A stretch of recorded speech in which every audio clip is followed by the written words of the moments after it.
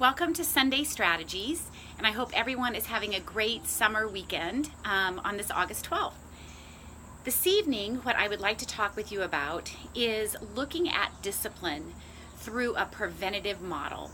For many and most of our children who carry in toxic levels of stress, these are children and adolescents that when we use punishment or even rewards, consequences, they're not even registering in the brain because these are children and adolescents who come in that fight, flight, possibly frozen response, and they're functioning from lower brain regions. So they're not even able to comprehend consequences or rewards or looking at any type of self-awareness or self-reflection. And that happens in the cortex. So these strategies that I've been sharing with you for the past 3 weeks are preventative, brain-aligned discipline strategies. It really takes a new shift. It takes a new shift for us because we are the ones who set the stage for the discipline. Behavior management is not about our kids, it's about us, and it's about our brain state.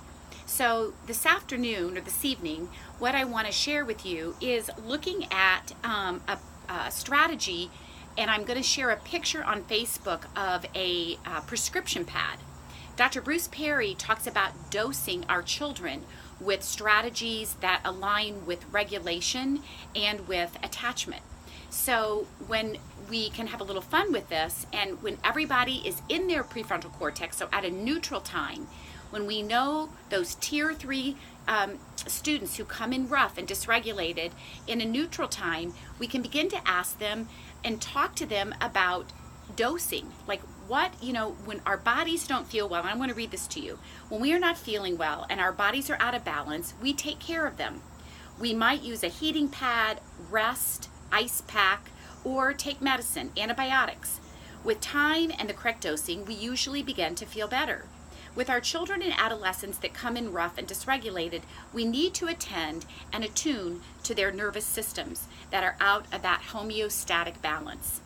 In a neutral time, we give our students 3 or 4 choices of activities that will together last 2 minutes.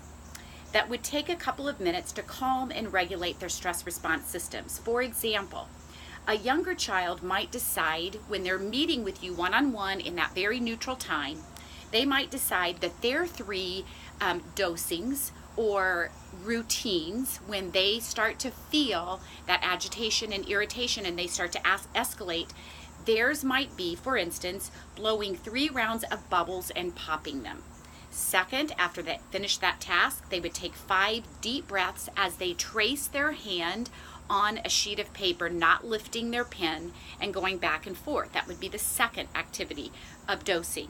And the third would be to walk on a labyrinth or to walk on a piece of colored duct tape, because we know pacing is regulating to the nervous system.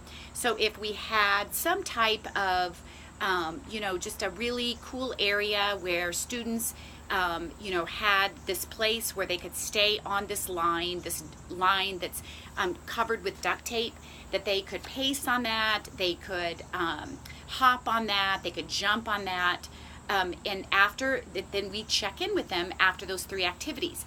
This is when having one of the pulse meters might be a great tool to have in our classrooms, so students can begin to track their own resting heart rate and then to notice how their body senses the escalation of their nervous system when their heart rate and respiration increase.